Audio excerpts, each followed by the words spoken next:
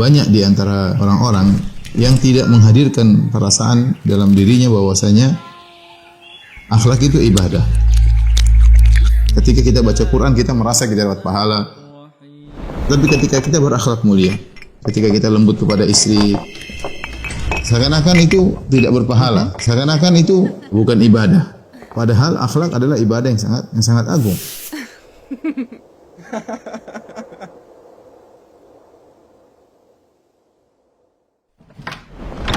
Urgensinya akhlak yang mulia.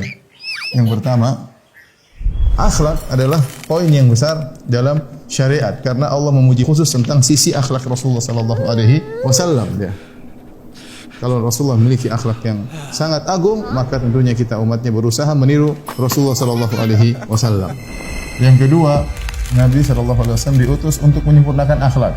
Seakan-akan agama ini tujuan utamanya adalah untuk memperbaiki akhlak. Ini menunjukkan bahwasanya akhlak dalam Islam memiliki porsi yang sangat besar.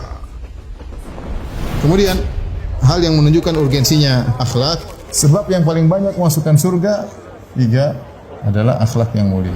Ya, dalam suatu hadis dari Abu Hurairah radhiyallahu taala anhu, Nabi ditanya, apa sebab yang paling banyak memasukkan orang ke surga?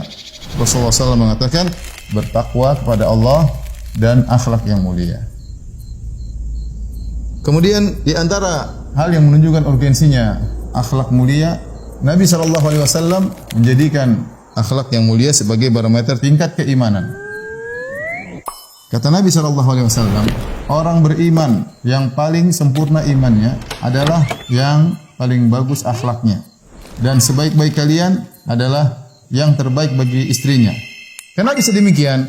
Karena akhlak yang mulia adalah praktek nyata daripada keimanan. Makanya contoh seperti seorang, ya sering saya sampaikan, kalau orang pelit misalnya, berarti dia kurang beriman, ya. Karena Nabi SAW mengatakan wala yujtami' asyuh wal iman fi qalbi 'abdin abada. Tidak akan berkumpul pelit dan keimanan dalam hati seseorang. Dan yang berikutnya, yang kelima, Nabi menjadikan derajat kecintaan Nabi SAW kepada umatnya berdasarkan akhlaknya. Gampangannya, kalau ingin dicintai oleh Nabi SAW, maka berakhlak mulia karena Nabi SAW menjadikan akhlak mulia sebagai barometer kecintaan Nabi SAW. Baik. Kemudian yang keenam, Nabi SAW menjadikan barometer derajat surga juga dengan akhlak yang mulia.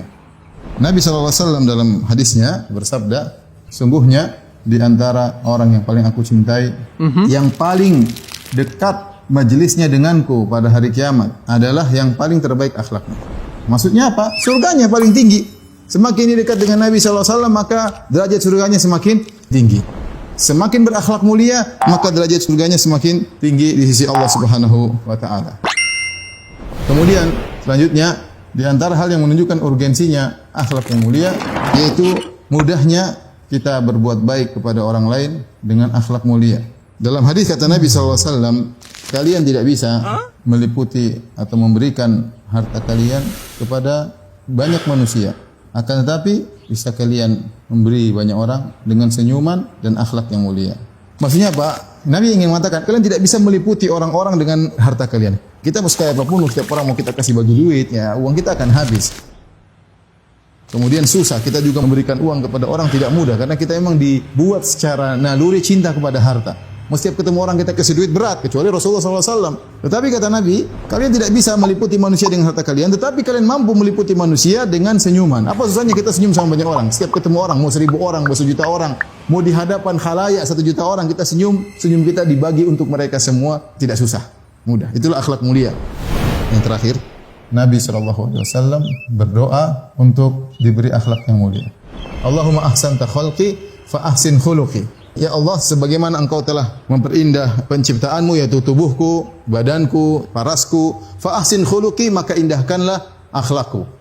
Semua yang kita sebutkan tadi, ada sekitar 8 poin yang menunjukkan urgensinya akhlak yang mulia. Ini saya sengaja memaparkan satu demi satu, agar benar-benar menanamkan dalam diri kita bahwasanya akhlak mulia itu ibadah. Maka hati-hati dalam bertutur kata, hati-hati dalam menulis status, hati-hati dalam komentar, hati-hati dalam ketika berbicara, hati-hati dalam bersikap. Ya, ini semua adalah akhlak yang mulia dan diperhatikan oleh syariat Islam. Kenapa saya ingin sampaikan ini? Karena dari sini kita tahu akhlak mulia bisa kita raih dengan dari sananya. Ada orang dari sana yang baik, Ada akhlak mulia kita bisa peroleh dengan perjuangan.